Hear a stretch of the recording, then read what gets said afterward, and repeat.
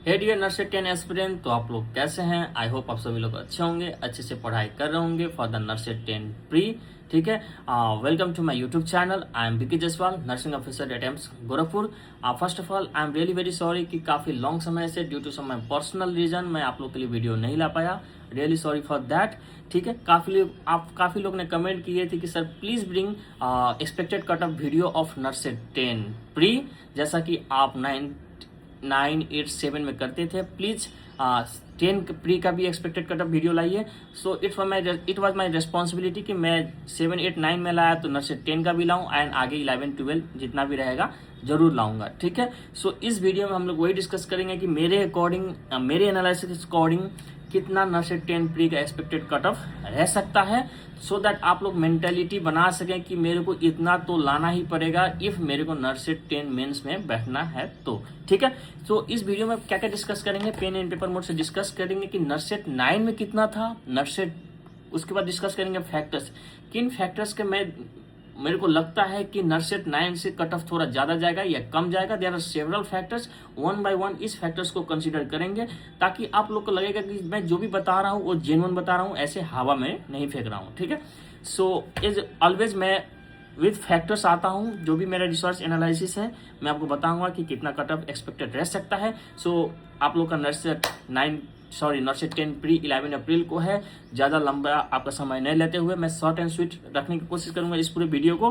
And at last यही बताना चाहूँगा कि इफ आप लोग को लगा कि हाँ मेरा कंटेंट जेन्युइन है तो प्लीज़ चैनल को सब्सक्राइब करके एंड शेयर करके सपोर्ट करिएगा। सो आप लोग का ज़्यादा समय ना लेते हुए चलते हैं पेन एंड पेपर मोड से एंड डिस्कस करते हैं one by one etch factors, जिसके कारण कट ऑफ ज़्यादा या कम जाएगा एंड नर्सेट 9 में कितना था, नर्सेट 10 में क्या एक्सपेक्टेड है। सो हियर वी गोस। तो चलिए एस्पिरेंट देखते हैं हम लोग जो भी अपना नर्सेट 10 प्री का एक्सपेक्टेड कट ऑफ है। उससे पहले हम लोग डिस्कस करेंगे कि नर्सेट 9 प्री में कितना गया था।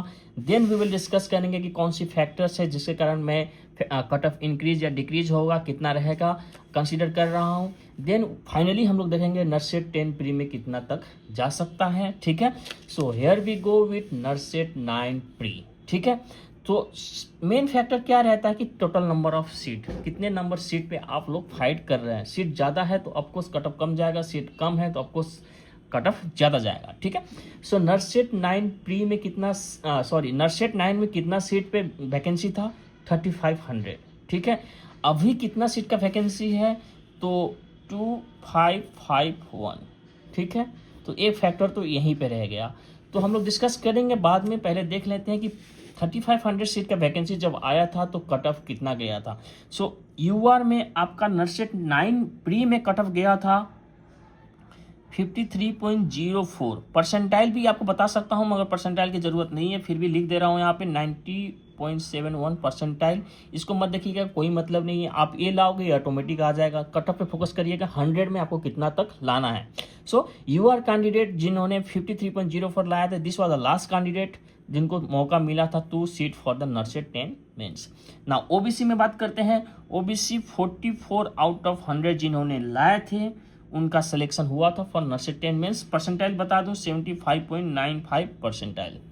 ठीक है, 44 आउट ऑफ 100। ना एससी की बात करूं तो एससी का बात करता हूं 42.67 आउट ऑफ 100 जिन कैंडिडेट ने लाए थे उनका नर्सेट 10 मेंस के लिए एलिजिबल हो गए थे। परसेंटाइल की बात करेंगे तो परसेंटाइल था 73.44 परसेंटाइल। ठीक है, ईडब्ल्यूएस की बात करें तो ईडब्ल्यूएस में 38.67 जिन्होंने आउट ऑफ 100 लाए थे उनका सिलेक्शन हो गया था मेंस के लिए। परसेंटाइल में आप जानना चाहें तो परसेंटाइल है 65.61 परसेंटाइल। ठीक है, नाउ एसटी की बात करें तो एसटी में 39 आउट ऑफ 100 जिन्होंने लाए थे उनका सिलेक्शन हुआ था फॉर नर्सेट 9 मेंस। परसेंटाइल की आप बात करेंगे तो ये बनता है 66.34। तो परसेंटाइल को आप मत देखिए, मारिए गोली। परसेंटाइल सिंपली मीन्स रहता है कि आप कितने से आगे हो। ठीक है, सो यूआर में इतना गया था 53.04, ओबीसी में 44 आउट ऑफ 100, एससी में 42.67, ईडब्ल्यूएस में 38.67, एसटी में 39.100। एक बात बता दूं कि नर्सेट 8 में इससे भी कम सीट था मगर इससे कम प्री कट ऑफ गया था। ठीक है, so there are several factors, बस सीट ही डिसाइड नहीं करता कि कितना जाएगा ठीक है। So here we go with factors, जिसके कारण मैं कंसीडर कर रहा हूँ कि इस बार कट ऑफ ज़्यादा कम जो भी जाएगा, ठीक है। सिंस क्या हो रहा है, अभी अपना जो नर्सेट है ये अप्रैल में हो रहा है, ठीक है, फॉर्म मार्च तक भरा गया था। इसमें क्या होता है कि ये मतलब जो भी हमारा एजुकेशन सिस्टम है वो कंसीडर करता है कि स्टूडेंट को दिसंबर, मतलब मोस्ट ऑफ कॉलेज में काफ़ी सारे ऐसे कॉलेज भी है जिनका पास आउट ही मार्च अप्रैल में होते हैं, उनका रिजल्ट आते आते मई जून हो जाते हैं, and they appear for the सितंबर अगस्त वाला नर्सेट, ठीक है, दिसंबर वाला नवंबर वाला नर्सेट। मगर इस अप्रैल वाले नर्सेट, मार्च वाले नर्सेट में काफ़ी सारे स्टूडेंट अपियर करते हैं जो तुरंत पास आउट हुए होते हैं। काफ़ी सारे यूनिवर्सिटी, बहुत मैक्सिमम यूनिवर्सिटी ऐसे हैं जो अपने स्टूडेंट को दिसंबर तक पास आउट करा देते हैं एंड अप्रैल तक उनको अपना सर्टिफिकेट, डिग्री, रजिस्ट्रेशन नंबर सब दे देते हैं। मोस्ट ऑफ यूनिवर्सिटी और कॉलेज यही करते हैं। There are few university and college जिनका पास आउट ही अप्रैल मार्च में होता है, ठीक है। सो इसमें मैक्सिमम आते हैं। So maximum number of student यहाँ पे न्यूली स्टूडेंट अपियर करेंगे। एंड न्यूली में क्या होता है कि न्यूली पास जो ब्रिलियंट माइंड, सारे कॉलेज से, सारी यूनिवर्सिटी से 5-6 स्टूडेंट ऐसे रहते हैं जो ब्रिलियंट माइंड रहते हैं, अच्छे से पढ़े रहते हैं ड्यूरिंग हिज और हर होल कोर्स। सो उनका सिलेक्शन ना तुरंत निकलते ही हो जाता है। कॉलेज से निकलते हैं, अपना आर्यन नंबर लेते हैं, तुरंत नर्सरी में बैठते हैं एंड गेट सेलेक्टेड, ठीक है। सो इनका नंबर अभी बढ़ेगा, ठीक है। ये ऐसे स्टूडेंट ज़्यादा रहेंगे इस बार नर्सेट 10 प्री में। So due to this cut off increase होगा, दिस वन फैक्टर, ठीक है। नाउ सिंस आप लोग ऑलरेडी बता दिया कि पहले 3500 सीट था, अब 2551 है। सो सीट डिक्रीज हुआ है तो कट ऑफ इसके कारण क्या होगा, थोड़ा ऊपर ही जाएगा, ठीक है। नाउ एस्पिरेंट्स, इस बार क्या होगा कि एस्पिरेंट इंक्रीज है। सिंस हर बार एस्पिरेंट ऐड होते जाता है, जो पिछली बार सिलेक्ट नहीं हुए थे वो भी इस बार का नर्सेट 10 देंगे, जो कहीं सिलेक्ट हो गए वो भी देंगे। तो नर्स एस्पिरेंट हमेशा इंक्रीज होते जाएगा। नर्सेट 10 में इंक्रीज हुआ, फिर नर्सेट 11 में इंक्रीज होगा। सो एस्पिरेंट इंक्रीज होने के कारण भी कट ऑफ थोड़ा इंक्रीज होता है, ठीक है। नाउ देयर आर, इस बार क्या हुआ कि काफ़ी सारे अलॉटमेंट इसी समय आया है, ठीक है। काफ़ी सारे अलॉटमेंट, ESIC का अलॉटमेंट जो मतलब मेरे टाइम पे लिया था 2024 अप्रैल में एग्जाम उन्होंने ले लिए थे, अभी जाके अलॉटमेंट दी है, ठीक है। There are many candidate from my AIIMS Gorakhpur जिनका ESIC में अलॉटमेंट हो गया and they are going there home town, ठीक है। मतलब बहुत सारे कैंडिडेट ESIC अलॉटमेंट हो गया जिनके कारण उनको होम टाउन मिला है, वो जा रहे हैं। इसके कारण क्या हुआ, कट ऑफ डिक्रीज होगा। वो लोग जैसे कि होम टाउन मिल गया, ESIC मिल गया, तो वो लोग अपियर नहीं करते हैं, ठीक है। वो लोग अपियर नहीं करेंगे मोस्ट ऑफ द कैंडिडेट, ठीक है। RRB अलॉटमेंट भी 1 साल के बाद हो गया इसी समय। काफ़ी सारे एम्स गोरखपुर से भी गए हैं, तो उनका ये था कि मेरे को अब फेवरेट सिटी मिल गया है, मेरे को जो चाहिए था वो मिल गया है, RRB में सुकून भी है, तो मैं अब नर्सेट अपियर नहीं करूंगा, जिसके कारण भी कट ऑफ थोड़ा सा कम जाएगा, ठीक है। RML अलॉटमेंट भी हुआ, RML लखनऊ का 500 समथिंग प्लस का पोस्ट इस बार अलॉटमेंट हुआ।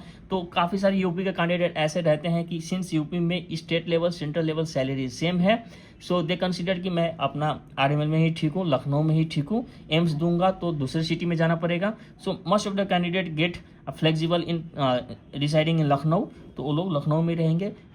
नर्सेट या तो नहीं देंगे, या देंगे भी तो उतना सीरियसली नहीं देंगे, तो सिलेक्शन भी उतना कम चांस रहता है, ठीक है ना। बिहार अलॉटमेंट भी, इसमें काफ़ी सारा वैकेंसी था बिहार का, इन थाउजेंड्स था।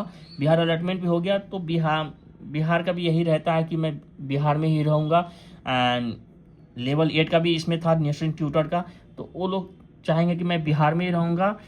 तो ये लोग भी मतलब या तो नर्सेट नहीं देंगे, या देंगे भी तो कम सीरियसनेस देता है। जो सीरियस रहेगा उन्हीं का सिलेक्शन होता है, जो ऐसे हवा ताल में चला गया उनका सिलेक्शन नहीं होता।